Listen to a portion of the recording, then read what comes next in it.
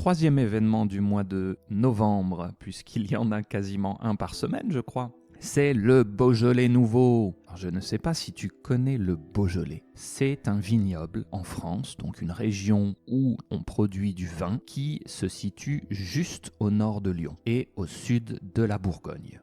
Je ne sais pas si on peut appeler ça une tradition, c'est une fête ou un événement qui est apparu pendant le XXe siècle, donc peut-être un peu avant ma naissance, dans les années 80 environ. Et donc ça n'existait pas il y a une centaine d'années par exemple.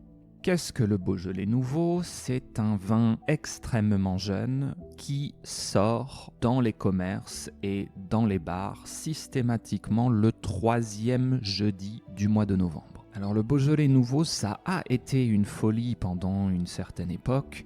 Je crois que même à ses débuts, le marché japonais, donc les Japonais, achetaient des quantités astronomiques de Beaujolais nouveau. Il y avait des images de piscines de Beaujolais nouveau au Japon. Ça a été une très grande folie, ça a été un succès commercial incroyable qui s'est malheureusement un peu retourné contre la région du Beaujolais parce que maintenant quand on dit Beaujolais, spécialement en France, les gens pensent immédiatement Beaujolais nouveau. Mais le Beaujolais nouveau n'est qu'une opération commerciale qui se passe une fois par an. Ce n'est pas la totalité de ce que fait le vignoble du Beaujolais. Aujourd'hui, on peut le voir, le Beaujolais est un des vignobles en France les plus sous-cotés, les plus sous-évalués. Donc par exemple, si tu es un amateur de vin qui rêve de s'installer en France et d'acheter des vignes ou un vignoble pour produire ton propre vin et que tu cherches un endroit pour le faire pas cher, eh bien c'est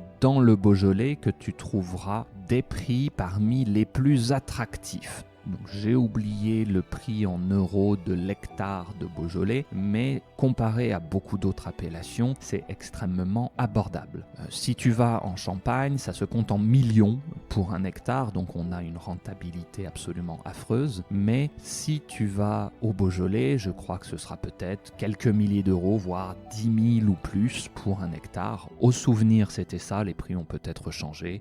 Ne me sautez pas dessus si mes chiffres ne sont pas exacts. Bon, résultat, maintenant on a des producteurs de Beaujolais qui font des vins encore absolument excellents, mais qui sont attaqués, on va dire, quand ils essaient de parler de leurs produits, parce que les gens pensent que, comme c'est écrit Beaujolais, c'est un vin pas terrible qui sort le troisième jeudi du mois de novembre. Pourquoi il est pas terrible ? Parce qu'il a été fait très très vite et son objectif était une consommation festive, pas un vin de garde, pas un vin extrêmement bon ou de très grande qualité. Mais, je dis bien mais, tu peux trouver des Beaujolais nouveaux très bien travaillés qui sont excellents. Mais bien sûr, ça ne coûtera pas quelques euros la bouteille, ils auront un prix proche d'une bouteille de vin normal. Voilà pour le Beaujolais nouveau.